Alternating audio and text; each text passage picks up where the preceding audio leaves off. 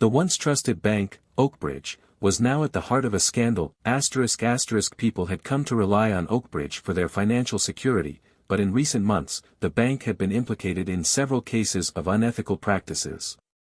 Behind the polished facade of corporate success, the CEO, Daniel Forrester, had been exploiting his customers. He had approved risky loans that his clients couldn't afford, buried hidden fees in the fine print of contracts, and pushed people into bankruptcy while profiting from their misfortune.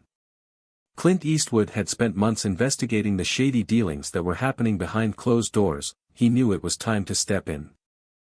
Clint arrived at Oakbridge Bank, walking through the lobby filled with people waiting for their turn to speak with bank representatives.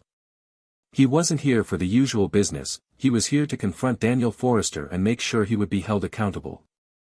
Clint made his way up to the CEO's office, where Forrester was sitting behind his large wooden desk. Forrester, a man used to the comforts of power, looked up as Clint entered. "Can I help you?" Forrester asked, his voice smooth, but there was a sense of unease in his eyes. "I'm here to make sure you answer for what you've done," Clint replied firmly. His presence immediately took over the room. Forrester, trying to maintain control, smiled nervously. "What are you talking about?" he said, but Clint's tone was unyielding as he pulled out a stack of documents, setting them on the desk with a heavy thud.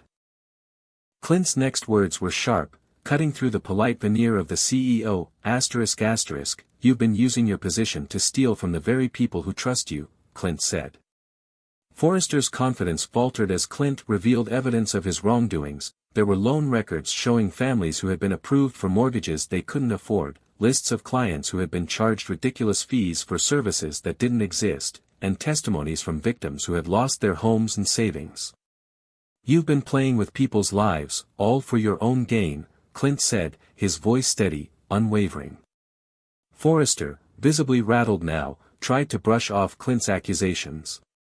"I'm not doing anything wrong," he muttered, his voice strained. "I've built this bank. I've made it successful. People trust me." Clint wasn't having any of it. "Trust is something you've shattered," Clint said, taking a step closer to Forrester's desk. "You think you're above the law because you have money and power. But the truth is out. You can't hide behind your wealth anymore." The truth was undeniable.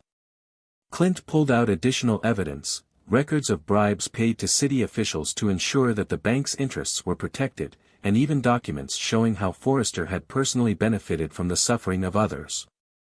Forrester's smug expression melted into fear, his mouth opened to protest, but no words came out. "You've been manipulating people, taking advantage of their trust and their desperation," Clint said with finality. "You're going to answer for it now."